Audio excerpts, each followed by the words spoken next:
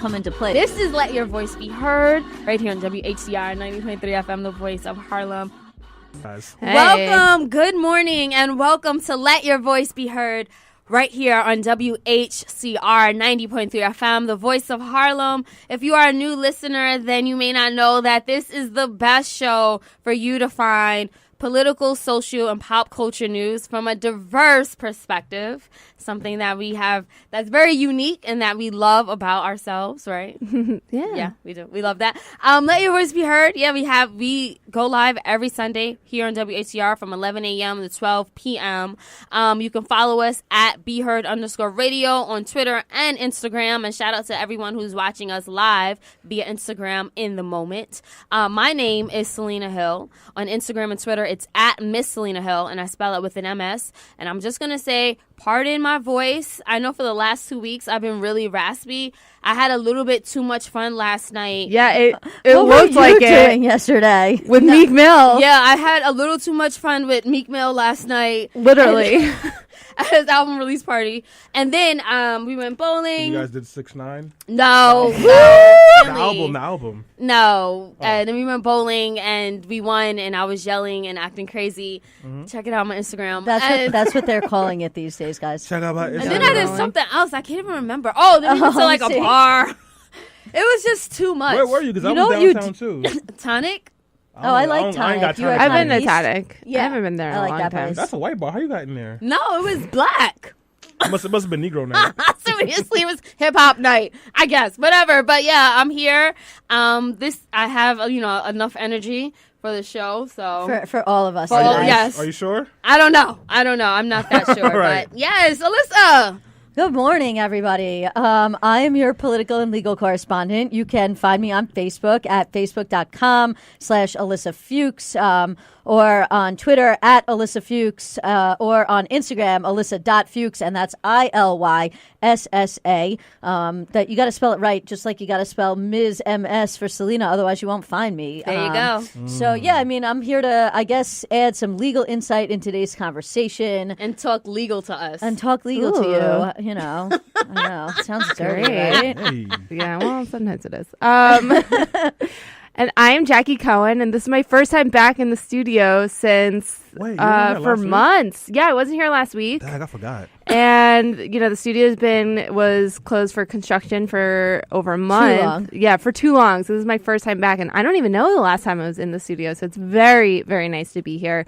And you can follow me on Twitter. Talk about spelling names right. It's Jackie Cohen, JAQICOHEN. We all have to be difficult. I know we all have to make it complicated. He's but the yeah. only one with a non-complicated name. Because my dad wanted me to get a job. Jackie, because of you, I can't spell Jackie properly anymore. I know. That's what most people that are friends of mine tell me. I love the way you spell your name. Oh, you're the best, Selena. Thank you. I like it too. I changed the way I spell. I mean, my full name's Jacqueline. My name is not Jackie. It's Jacqueline, and that's spelled the same way it's always been spelled. But I changed the way I spelled Jackie when I was 10 years old and didn't really understand. No, talk about agency. It was that. My SEO is great because I can always find what Jackie Cohen is in the news. You were 10 years old. You ain't had no agency. Your yeah, mama right. did, My brand was strong then. Yeah. So Stanley, what if you want to change your name as a 10-year-old? I probably would have named myself like Jacques or something like that. Stanley Fritz is a great name. Stanley Fritz is like an old Jewish man from the Upper West Side. And all the Jewish ladies love me. Like, I know. Oh, you're so sweet. I know. It's a great name. You want to have an African name? An African name? What would your African name be? If you could change it. Unemployment. Oh. What? Real life. Real life. I don't know. Yeah. So we have a Umbaka. great show. Umbaka. Okay, that's better. Roland. Gabby. Yes. Oh, thank shout you. out to Roland because he was there for all the action last night. Wait, can I tell you what happened to me? Wait, isn't that your boyfriend? No, not at all. Oh, right. Not at all. Can we not friend zone Roland on live radio? I know. Alyssa, really? Oh, Wait, what happened to you, Stanley? So I'm walking down West Fourth, like I'm with my friends, and we're like, "Oh, we should go do something." And then someone says we should go to Off the Wagon. Oh, I like and that I place, but immediately it's get crazy. nauseous because I haven't been there since I was like 25. Right? They're closing Continental, by the way. Oh, Are they officially? No. I know. Which every time I walk past that bar near St. Mark's, I text Stan. And Stanley, the last time I think I was at that bar was for Stanley's like 20 5th birthday or something. mean, but every time I walk past that bar, I text Stanley and I say, "How is this bar still open?" Like that's the best bar. Well, now it's gone. Man, it's a little racist too. It's a lot of racist. Look, there's a yeah. lot of problems. I'm talking about in terms of like when it comes to getting drunk for really cheap. Five shots for $10. 5 shots for $10, Like half water, and half everybody whiskey. smokes pot in the bathroom downstairs. Yes, That's like a yes. thing. Continental. You know what I really missed? The Cooper 35, which closed a lot longer ago. Yeah, I but don't they had a remember. drink called the Woo Woo, and whoo, Lord Woo. mercy. Yeah, it was good. But That just sounds like appropriation. The woo-woo. What is that? It was a drink. But anyways, it was $4 too. But we were walking on West Fourth going towards off the wagon, and like I got nauseous because I'm like, oh, this is a place for the youth. I'm too old to watch for this. And this guy, he sees this. He's like, what's going on, Black King? And I'm like, hey, how you doing, bro? He's like, weed and coke. What you want? I was like, nope. See, New York, people say New York has changed, and I beg to a differ. little bit of old New York still Those exists. two don't even go together. What are you? I mean, no, that's not true. You do Maybe you didn't hear him correctly because you're so old. You do too much cocaine, then you need to come down a little bit, and then you do some marijuana. I mean, I'm not telling you to do this. Did you think Coca-Cola? I'm a lawyer. Yes. I can't, no, don't do he drugs. misunderstood. He thought it was. Well, we're learning That's about what it. I would have interpreted as. That's what I was. Of course you would have. But anyway, so on that note, so we have a great show lined up. We're going to be talking about everything from the passing of George H.W. Bush at 94 years old. Stanley's like, miss me. People die every day. Speaking of people dying every day, there's a lot of people who have been dying in Yemen. That was big news this week as well. And then we're going to be talking about hip hop. So we see what's been happening with Meek Mill. We see what's been happening with Tekashi69. And we're going to talk about these two narratives, these two dynamics, and what it really means for us as a society and also as, just fans of hip hop. I mean, it's really impactful for a lot of us, and I'm like, I really can't wait to articulate it and talk about everything that I've been feeling. And Stanley, too. Like, Stanley's our in-house residential hip-hop expert, so I know you have a lot of thoughts coming up on the topic, Stanley. Well, I do have some thoughts, but until then, we got to play some music, Do we? Yes. Okay, I wonder what we're playing, Stanley. Yeah. Oh, this is for Selena, and this is for Dejanay, our intern, because she's also a youth. All right, we'll be back, y'all. What a bag at, Selena, what a bag at. Hey. What a bag. You know what this song is about, right? Where the bag at? Having sex for money and credit card scamming. Oh, really? Thank you for breaking that down. Yes. Wow. It is a very empowering song, and Latavia went to jail for, whatchamacallit? Oh, credit card scamming, actually. Wow. What she was doing in the video, like, they were, like, taking IDs and taking pictures of it in the video. Like, yeah, we'll never get caught, and now she's doing 2 years for it. Oh no! Wow. Yeah.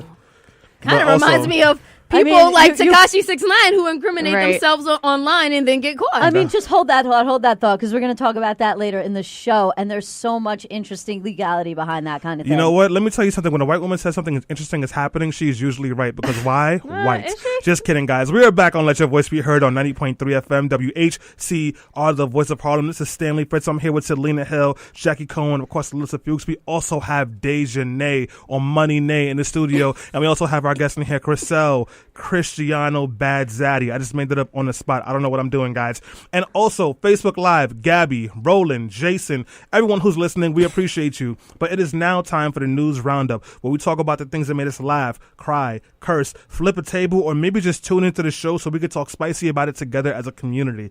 And Alyssa's right. A lot of stuff did happen. A lot of stuff.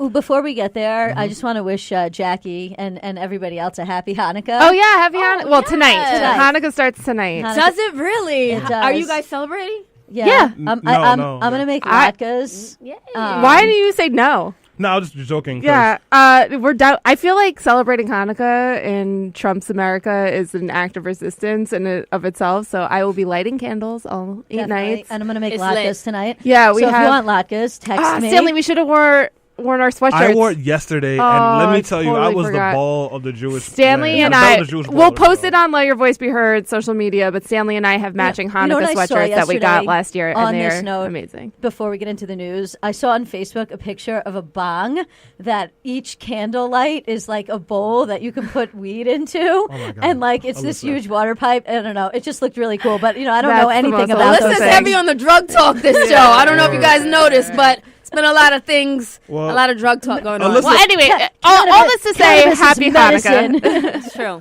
Listen, I'm glad she's talking about some happy things right now because we do have to shift to something sad. Yeah. So as you guys know, there's been a lot of violence going on in Yemen right now and a lot of lives lost. It's something that hasn't really been covered in the news because brown people. And, the Trump administration, which is like breathtakingly bad on most policies, but particularly foreign policy. Why do you think people haven't talked about this at all? Because nobody cares about Yemen because it doesn't affect their lives in any way. I mean, like literally, Right. I think that's the problem in America is that people just don't care. And literally people are starving in Yemen, and the U.S. has like covertly and overtly been involved in an unauthorized war in Yemen for, 5+ years, maybe even longer. We don't really even know. And also like killing innocent people, and people don't talk about it. And I think the reason why it's big news now is because you have a coalition of people both on the right, Mike Lee from Utah, who's very conservative, and on the left, Bernie Sanders and other Democrats who finally want to do something about it, but they want to do something about it because of the way Saudi Arabia is involved in the killing of a journalist. Right. So, it takes that kind of thing for them to say no more, which also kind of pisses me off in some way. Well, to that point, it's sort of interesting that people have been dying. Many people have lost their lives due to this war. And I think that if the killing of Jamal Khashoggi can sort of highlight the need to withdraw support and to end this war, that's a good thing. But Absolutely. It did take the killing of one man to wake people up to the killing of lots and lots of other people.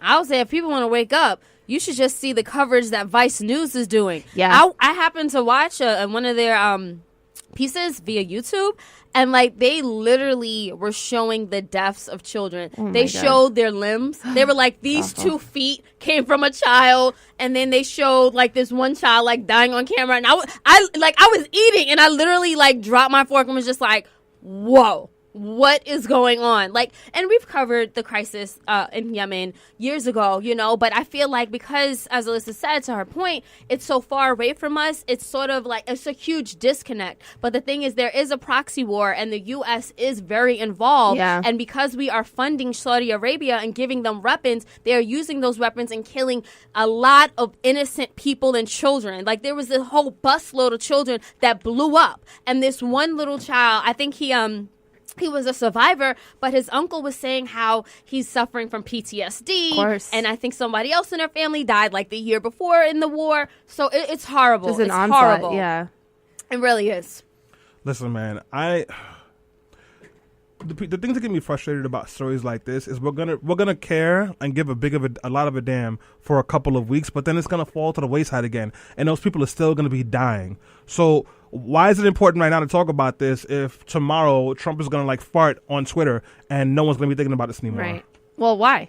I mean, because if we stop talking about it, then people forget about it. And so that's why it's important to keep talking about it. Because, like, we have the platform right now to be able to draw people's attention to this in the way, like, most people in mainstream media are not talking about this morning. Most people in mainstream media this morning are talking about George H.W. Bush. And sure, we're going to spend 3-4 minutes on that, but the fact that we are giving a couple of minutes right here is even more time that we're giving to this issue than other people are giving to it this morning. That's true. So, guys, as you do know, George H.W. Bush did die at the young age of 94 years old. And on Twitter and on Facebook and in the media, people have been bending over backwards to honor his life. I have lots of thoughts about Bush, but since he's dead, I will start off by letting someone nice say something. Selena? What? Like, what a teaser. Like, Stanley, like, what do you think about HW dying and the fact that, Donald Trump, people from the left and the right are sort of commending him as, a president, someone who I guess was much better than Trump? This is the way that white supremacy works. George H.W. Bush turned away thousands of Haitians to come get amnesty when there was a war going on in Haiti. He did absolutely nothing. And actually, he helped to stifle AIDS research, and hundreds of thousands of people died of HIV and AIDS. And it was just World AIDS Day. Yes, just point that out. Because of him. He is someone who set up a crack buy so he could prove that crack was a problem, even though it wasn't, and put some kid in jail for 10 years. And then they shot down a plane that killed 266 people, and he said, I don't apologize for America. I don't care about the facts. Don't forget about Willie Horton. Yeah, Willie Horton. George Yeah. H.W. Bush was a white man that, best case scenario, he was indifferent about black and brown bodies. Worst case scenario, he actively looked to mess up and screw up our lives. I don't care that he's dead. All right. You want to take it from there, Alyssa? I mean, look, I agree in certain way.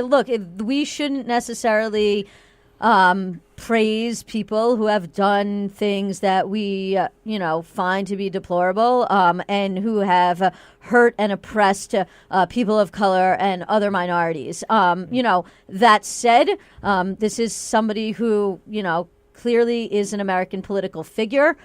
He did fight in World War II against Nazis and fascists. There's something to be said about that. And, I guess I'll fall in between that position. Like, I don't want to praise him. I hope he rests in peace. All right, so I'm going to play devil's advocate and work with me because this is a bit inflammatory, and I'll be honest about that. So say there was a person who they were not a Nazi, they were not in the Nazi war, but they did things that made Nazis feel very comfortable, and they even pushed policies that really hurt the lives of Jewish people, and they died. Would we be having this conversation? I mean, I don't know. It depends. Like we would not be having this conversation. I can't answer that question without additional. I think what context. you're trying to say is that while he was on the right side of of a battle, of a war, right, and fighting against fascism and Nazis, he put, as a person who had the most political power of any individual figure in the world, he put into place a lot of policies that, while he was fighting for the rights of some people, were destroying other communities when he was in a place of extreme power. Not just that, he sided and worked with white supremacists and pushed white supremacist policies, and he did not apologize for it. He pushed back against the Civil Rights Act. This is listen, most white people, just because of the way that racism works, are going to be trash when it comes to racism and dealing with black people. But then there are white people who go above and beyond, and he was one of those white people. And it's important that when we're talking about his legacy, that we acknowledge those missteps, the problematic behavior and policies that he implemented. But I think that, to the earlier point that you made, I think that bad people sometimes do really good things. And I think that really good people also do really bad things. We've had conversations like this in the past about Hugo Chavez. We've talked about Fidel Castro. We've talked about these leaders, dictators, people who are not, sometimes on the right side of history in one way, but on the very wrong side in another way. And it's nuanced. It's complicated. It's layered. Obviously, we need to make sure that we're taking in all of this information when we come to make decisions about people. But, it's okay and it's natural to have a very mixed feeling about someone, to appreciate them in one way, but to be against them in another. Yeah, and I do think that it's interesting that much of our country, when a political figure dies, we sort of collectively forget all their wrongdoings and just focus on anything good that they put into place or that they did. And I think that's weird, right? We do that, and we forget, even with Kennedy, right? People think of Kennedy as such a great president, as if he didn't bring us to the brink of nuclear war. Yeah. But we tend to collectively forget all these wrongdoings and just look at the good things, which I think is problematic. I think we need to remember the bad with the good, because we need to make sure we're not making the same mistakes and holding our current leaders accountable. I think we're making a mistake right now, actually. Mark Lamont Hill was fired from his job at CNN because of comments he made about Israel and Palestine. So now I have said a couple of times now that, to me, Israel is not much different from South African apartheid at this point. And before the big push to get rid of apartheid, people would be punished for commenting or speaking out against it. And I feel like we've gotten to that point with Israel, where I don't think he said anything inflammatory or dangerous or anti-Semitic, but he lost his job. He said "from the river to the sea," which is if you know the history of that statement, it's viewed as very controversial. But I watched his entire speech, and it was amazing, and it was really poignant, and he made this strong case that we cannot exist in this world where we're actively discriminating against and oppressing an entire group of people living in this country who have been stripped of their rights and their homes. I highly encourage people to watch his speech. And he ended it with saying "from the river to the sea, free Palestine," right?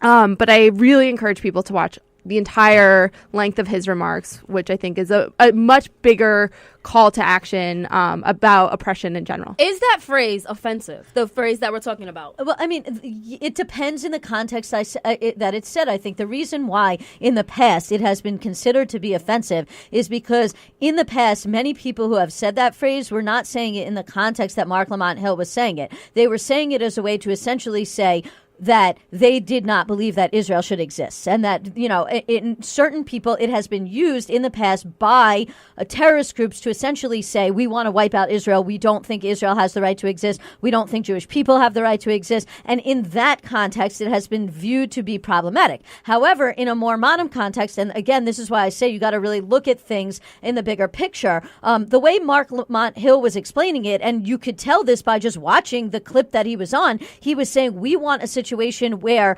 Palestinian people and Jewish people and Israelis and Palestinians work out this situation this way that Palestinians can actually, you know, traverse through Israel and go to this and go see the sea and live peacefully amongst the people that are there. And he was not using it in the way to suggest that there should be no Israel or that, you know, Israel should not exist. And so, like, that's how you have to look at it. You know, and context is everything. I mean, if that's the case, then why was he automatically fired from CNN? I mean, Because you guys make so much sense. Because, like, they weren't really offended. That's the problem. People were not really offended. They were looking for a reason to be mad, and no one gives a damn about black and brown lives, and there's nothing about black and brown people in Palestine. Rick Santorum has said that has pretty much said that he hopes Palestinian people are wiped out, and they don't deserve land, and they don't deserve freedom. We look at black people getting shot every single day, and black women getting raped and assaulted every single day, and people have all sorts of mental Olympics. People don't give a damn about black and brown bodies. That's why that happened. And I also say, when it comes to Mark Lamont Hill, he is very pro-Palestine. That does not make him anti-Israeli or anti-Semitic in any way. And I think that, you know, he's spent time in Palestine. He's been on the border. He's done documentary series just really documenting that oppression. So I feel like it was only a matter of time before he sort of crossed the line, because I feel like there's a very fine line on what you can and cannot say, especially when it comes to Israeli and Palestinian conflict. Yeah, which is really unfortunate. And we've talked about at length on this show before. I mean, as listeners, regular listeners of our show know, I'm Jewish, and I am someone who certainly supports the right of Palestinians to exist and live freely, as I do Israelis, right? And I think that oftentimes, I mean, I've been called an anti-Semite for my opinions on Israel and Palestine as someone who's a Jew, right? Which is outrageous to me. And I think that we still exist in this narrative where to be critical of Israel is to be considered an anti-Semite, which is absolutely false. And I think Stanley's right to his point. I think they were probably just looking for a reason to give him the axe, and this fit in well, so it was a good call for them to strike. But it's problematic when we confuse criticism of Israel, of a nation, with being against an entire religious group of people. They are not the same. Yeah, Jackie said it all. With that being said, guys, we're going on a quick break. When we come back, it's all about hip hop. This is Let Your Voice Be Heard.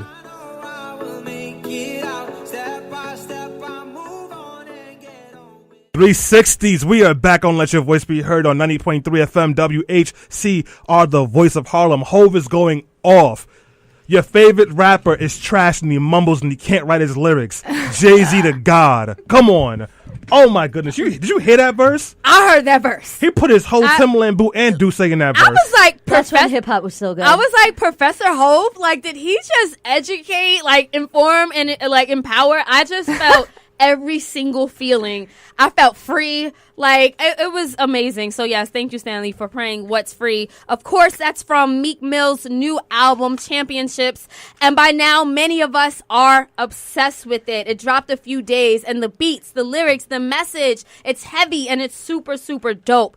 The album comes just after, a few months after Meek was released from jail in April, following a lengthy legal battle and an outpouring of national support. And as most of us can recall, the hip-hop star was sentenced back in November 2017 to 2 to 4 years behind bars for a series of, get this, minor non-violent probation violations following his 2008 conviction for drug and weapon charges. So the violation that really sent him to jail was popping a willy while shooting a music video in New York City. So since then, Meek has been released. He had billionaires on his side, Jay-Z on his side. Everyone was advocating. He had a lot of money. I think he spent about $30 million in legal fees to get out of jail. Crazy. But he became a symbol of discrimination within the criminal justice system and the face of redemption in hip-hop. However, although Meek is free, millions of other young black and brown men just like him are not. And one happens to be Tekashi69, a hip-hop star that is currently facing a federal indictment. Now, 6ix9ine has used social media to build a reputation as hip-hop's biggest troll by taunting other rappers and gang members. He acted as a public menace and even called himself a supervillain. But now that he has been arrested on federal racketeering charges, he says that persona was just an act to help him build his pathway to stardom. But to gain even more credibility, back then, what he did was he actually partnered with the 9 Trey Gangsta Blood gangs. Hence, Treyway. You remember how we were all singing that in the ad-libs? That's what that really meant. So today, he is being accused of participating in narcotics trafficking, shooting, violent robberies, etc. And some of the stuff he actually live streamed on Instagram. And on top of that, the arrest, it seemed like it may have saved his life because now that he's split with some of the Bloods, they may have been putting a hit on him. So it's very messy and it's getting very dangerous. Nevertheless, Tekashi, he rose to fame through dangerous antics, constant disrespect, and sometimes even for hip-hop. On today's episode of Let Your Voice Be Heard, we're going to have a conversation about this. We're going to talk about the dynamic of these juxtaposing narratives in hip-hop and the impact that it has on us as hip-hop fans and as a society. So I want to start this panel off with just getting some reactions to the moment that we're having in hip hop. I'll throw it to you first, Stanley. We have, again, Meek on top of the world, where you have 6ix9ine, a 22-year-old hip hop star facing life in prison. Meek is, for me, a metaphor of what can be if, like, you realize how the system has been set up to dismantle black and brown bodies and lives, and you try to use your power for good. And Tekashi69 is pretty much a rerun of a lot of stories we've seen in the hip-hop community for years and years and years. And this kid, a lot of times we would say that, the old heads don't talk to the kids, the OGs don't say anything. A lot of people talked to this kid and told him what he was doing was dangerous and he was going to get himself in trouble. Charlamagne and the Breakfast Club even had a pastor come and pray for him in the studio. Whoa. Intervention, which is which is ridiculous. But, this kid is dumb. So now, I mean, at 22, how dumb were you, Stanley? I was very dumb, but I was not running around with killers and thinking it was cool when I wasn't one. I mean, it got him views, it got him likes, it got him stardom. It also got him indicted. Well, I mean, you could take it from there. Look, there's always been sort of this distinction in hip hop between woke sort of hip hop where people are really talking about things that matter and just ignorant hip hop where people are just rapping about drinking at a hotel room with hookers, so that's the first thing. Hip hop isn't a monolith. There are different types. There's everything from the wokeness of a Tupac song to the trapness of a Chief Keef song. We can't just look at hip hop as a monolith. We have to look at the bigger picture. But that said, there is a difference between growing up in a bad situation and rapping about it or because that's what you see. That's what Biggie used to say all the time when, I rap about selling drugs because that's what I'm doing because that's the what I'm living in. That's what Grandmaster Flash said when he made the song The Message. I rap about people peeing in the stairwell because that's what I'm seeing. There's a difference between that and growing up in, I don't know if he's I wouldn't call him upper middle class, Tekashi69, but growing up in a middle class neighborhood in Brooklyn, not growing up in a bad situation necessarily like that, and then getting famous on Instagram and creating this persona of somebody who's a gangster in order to make yourself more credible.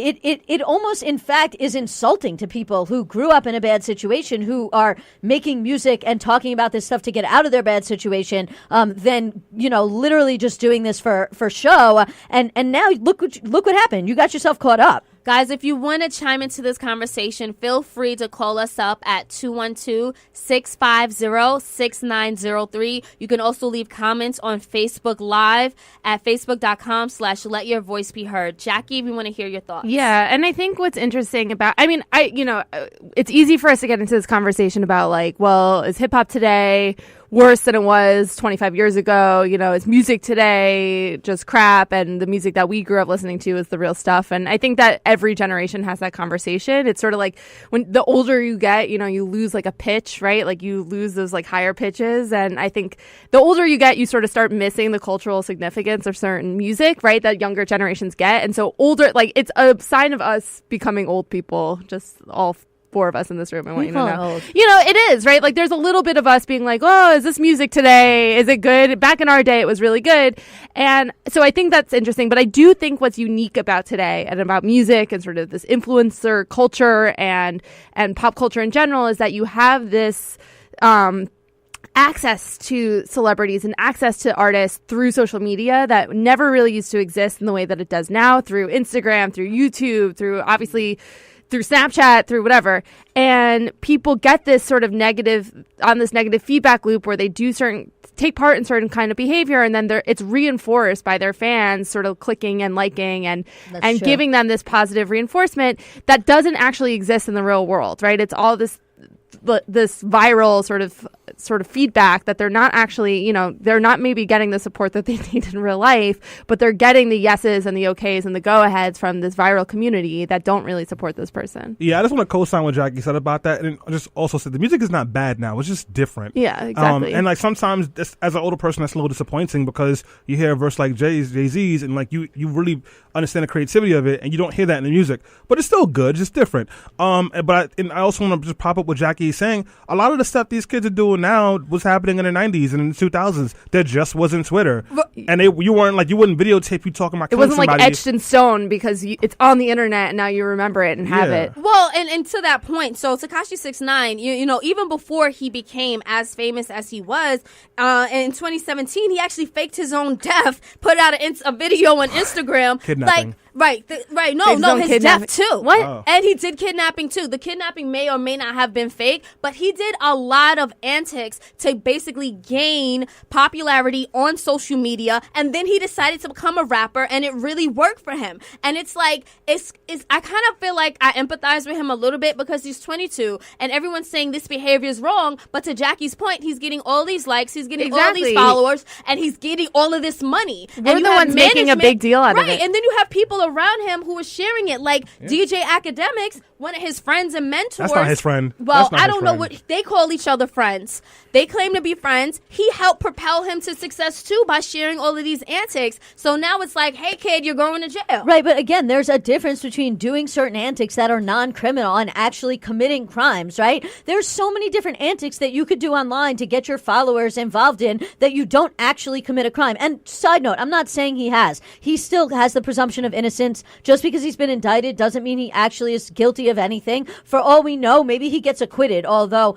you know, we can talk about this a little more later. My experience in cases when the feds come from you, they usually have you. And it's very rare that you actually get found not guilty after that. But again, right now, he still has the presumption of innocence. The point I'm trying to make is, you know, you can do things online that get likes and shares, and they don't have to be things that are crimes. I mean, like, for example, there are a bunch of people that a couple of years back that you might remember literally made a whole entire career out of doing stupid stuff on the internet. And of course, it's like an MTV thing, and it's escaping me. What were those guys called? Yeah. Like, they literally made a whole career out of doing stupid stuff and making stupid videos. That's a really good But they didn't do things that were actually criminal. That's why nobody got indicted. But they're, I don't know. But I think that they're also white dudes from the South, right? Yeah. And I think that plays a big part into it. Like, to everybody, like, they had like 2 movies that came out about that. Like, it was like a long running TV show with spin-offs and movies and whatever else. And I think they were also like white dudes from the South, right? Yeah. So it was thought of as funny and not criminal. Like, I don't know, Meek Mill made a really good argument about it where he's like, he was on CNN talking about this and asking the interviewer, wouldn't you have a gun too if 7 people that you knew were shot in 1 week, right? Like, yeah, it might be criminal, right? It might be against the law, but this is the world that we're growing up in, and, you would too if you knew you had to protect yourself. I mean, look, that's fair, but I just feel like it's a different conversation, right? Right. No, it definitely is, but it still plays into it because I think that if you have, like Jackie said, white dudes doing stupid stuff and gaining popularity, I think that the cultural differences are very significant here because the stuff that they were doing in their neighborhoods, it's that gets views.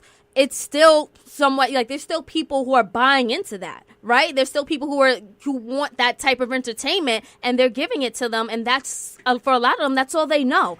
I do know that we have to take a break right now, but don't go anywhere. When we come back, we have a caller on the line, and we're also going to continue this conversation about hip hop, Meek Mill, 6ix9ine. This is Let Your Voice Be Heard. You take the bullet trying to save me, then I'm left to deal with making you bleed. And we are back. This is Let Your Voice Be Heard right here on WHCR 90.3 FM, the voice of Harlem. Again, my name is Selena Hill. I'm here with my co-host, Stanley Fritz, Alyssa Fuchs, and we have special correspondent Jackie Cohen, who is back from a world tour with her husband. Oh, and by working. the way, just real quick, my dad yesterday told me, because he listened to the show that was on after Thanksgiving, and he said that you guys said that I was out in California covering the fires, which I did not hear, but my father did, and I was not. I was out with my in-laws celebrating Thanksgiving. Well, but thank you for upping my I guess status. we're trying to make you seem more important. Yeah, than you I was are not. over I there. was eating my face off with my. When you say Thanksgiving, in-laws. it sounds like a murder to me. As she throws herself under the bus. I just need to clear. No, And like just so you know, that's an MTA bus, so it right, runs her over right, twice. yeah. Seriously, and it's still late. All right, guys. So, keeping the conversation going, I know that we have a caller on the line, Haji, who would like to let his voice be heard. Yes, good morning. I just wanted to say that, as always, you have a good program. It was interesting what you had to say about Yemen and the fact that people are not paying, as much attention to it as they should. As far as the hip-hop piece is concerned, I was listening the other day to a song that was done in the 1920s, and it was raunchy as can be. You wouldn't even probably play it on air now. It was by a female. But the thing is, hopefully, that people like Common and other performers will pave the way for a new kind of hip hop, and that is sensible and not full of gangsterism and stuff like that. I think we all grow, and that's the thing we should be looking at, and we should be reading between the lines of the lyrics that we hear, and knowing that there's possible redemption and growth out of everything. Thank you so much for chiming in, Haji, and letting your voice be heard. To your point, I mean, gangsterism, I don't know if that's a genre within hip-hop, but I mean, it sells, and a lot of times, you have people like Tekashi who just use that and capitalize off it. Then you actually have people who really have lived that life, and they're speaking their truth on a record, and it just so happens that a lot of people want to buy it. So I don't know, I think it's a little more nuanced there. But speaking of nuanced, I want to also talk about just the intersection of art and life, right? Because like I said, you have people who really live that life. I mean, we remember Bobby Shmurda, who is currently in jail right now. Mitch caught a body about a week ago. Right, exactly, because and that line itself, he did, and he's that prison. line itself, when he was rapping, talking about how his friend killed Mitch. somebody, Mitch, and now Mitch is in jail, Bobby's in jail, and they were just speaking their truth. I mean, Alyssa, I know you can speak to the legality of that. Like, Right. I mean, is it art? Is it life? Is it legal? It's an interesting thing because there is this very, very fine line intersection between where the rubber meets the road, essentially, where the First Amendment and your right to say whatever you want and say things that are problematic or even maybe, talking about committing crimes, with certain exceptions, of course. If you're talking about imminently causing somebody harm, that is an exception to the First Amendment. If you are hate speech, for example, can also be an exception to the First Amendment. But where it gets really, really tricky is when somebody's doing a rap, like the one you just pointed out, somebody caught a body a couple weeks ago, the question becomes, are they actually admitting to a crime, or is that art? And this has come up a lot in criminal prosecutions, because essentially what the prosecutors generally say is that's evidence. That is evidence that you've committed a crime. And if we have other evidence to prove that you committed the crime, we should be able to introduce those lyrics into a jury trial and have the jury hear them as part of the case. Defense attorneys, like myself, routinely argue that that stuff is not evidence, that it should not be admissible, that it is art, and that just because somebody says something on a record does not mean they've actually committed a crime. And then there's also this sort of racial aspect to it, because how many problematic things has Eminem said before, and yet Eminem's never been indicted ever for, and side note, I like Eminem, so I'm not trying to throw Eminem under the bus, but Eminem's never been indicted. Right. So then it also becomes like, okay, but what it comes down to is there other evidence that somebody's committed a crime? If all you have is words, which you see a lot with Eminem, and there's no other evidence that he's actually taken any steps to try and kill his ex-wife, or, do this, or, shoot up this, or, like all the kind of things that he raps about, then you really are sort of in a good place where you're, and also he's white. Wanted to just point that out again. Well, no.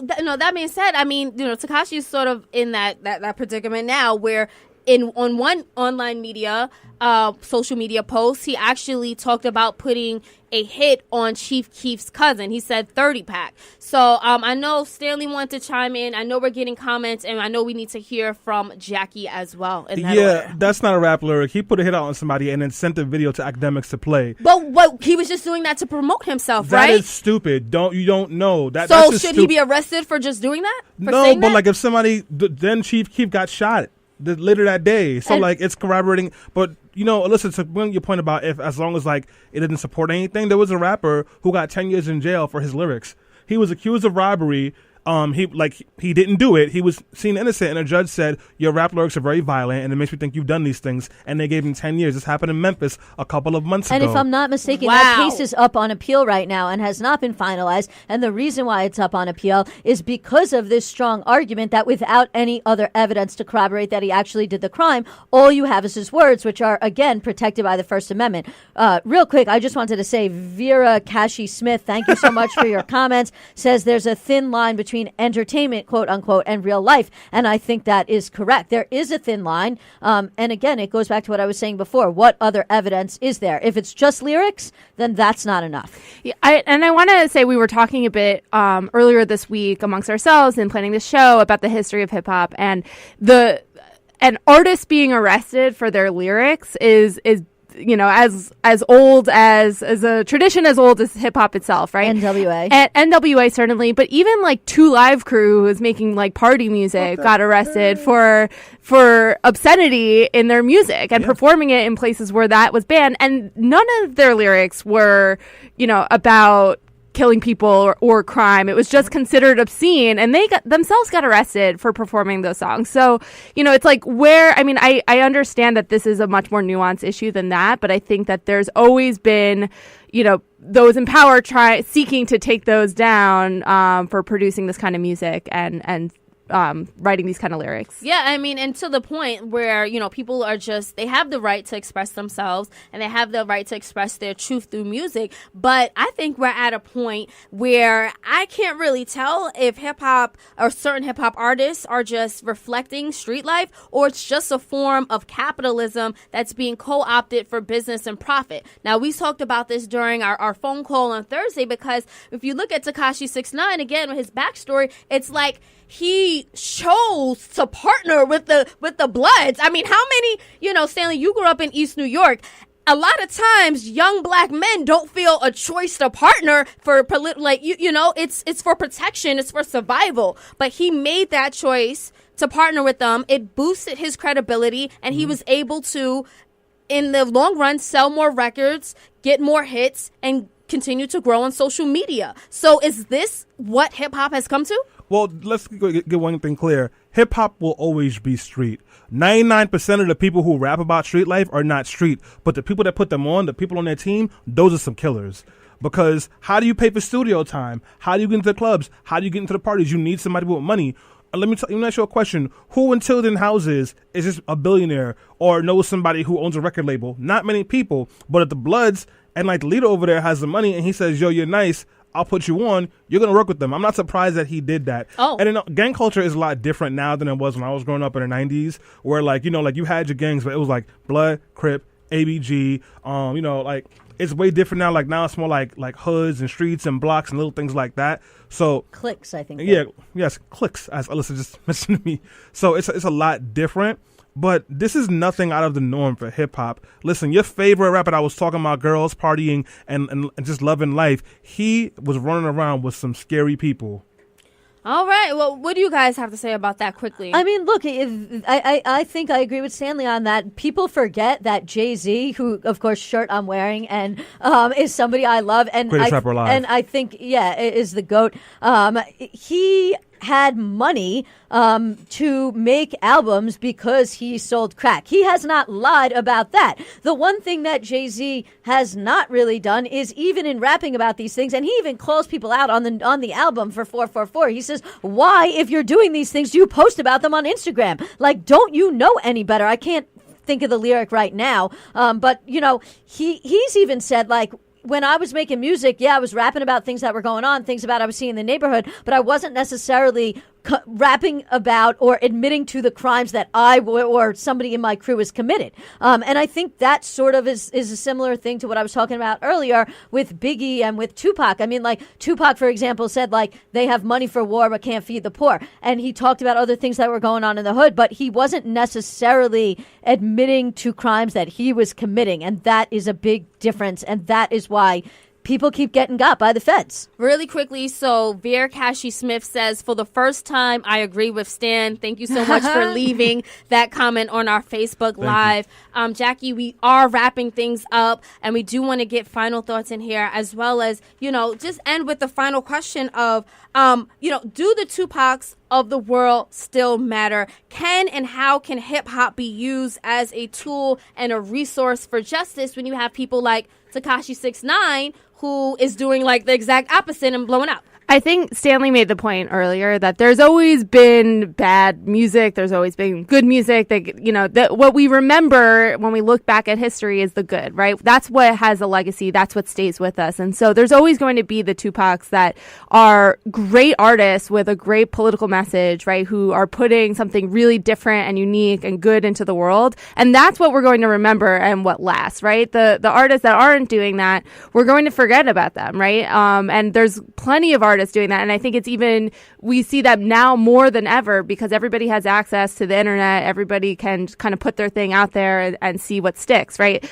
But I think that there will always be the need for artists who are speaking truth to power, who are, you know, putting good into the world, who are, you know, like what Meek Mill is doing now, right? As an advocate, as someone who is putting out great music, who's, you know, taking his experience and showing people this is what kind of system we live in, right? And opening people's eyes through his music. I think that there's always going to be the need for that, right? That's why we have art, because it reveals to us the ways that we're living that we maybe don't see normally. Stanley, 10 seconds, final thoughts on this topic and where you see hip hop moving forward. Hip hop is in a great place right now. People are making more money than they've ever made. There's more diversity in styles and artists than we ever had. And I think that we do a disservice to people when we try to like idealize Jay-Z, Biggie, and Tupac as like these people who talked a certain way.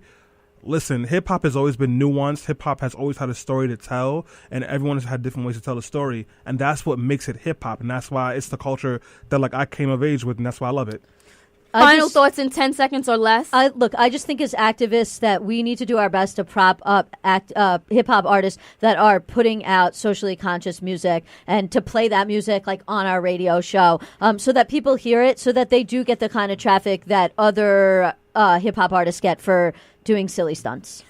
last words. You know, we started off this conversation talking about Meek Mill's his road to redemption, and to me, that is like prime hip hop, right? Where you had Meek Mill, who spent some time in prison, and he really he shed a light on the fact that 1 in 3 black men can actually expect to go to prison in their lifetime, and after being convicted of a crime, offenders are subjected to parole, probation, and spend years on court-ordered supervision. And that's when Meek Mill, not only did he live, but now he has that message in his music. And that's what we can't forget. That's what we can't lose. There's always a message in the music. And Tekashi69, I get it. He's not for everyone. So, and if he's not for you, make sure that you're supporting the artists that are being socially conscious and doing more to uplift the community. That being said, I just want to thank everyone who tuned in to Let Your Voice Be Heard today, everyone who tuned in and chimed in on Facebook Live, our callers, our listeners, and of course our podcast community. Thank you for supporting us, and we'll see you next week.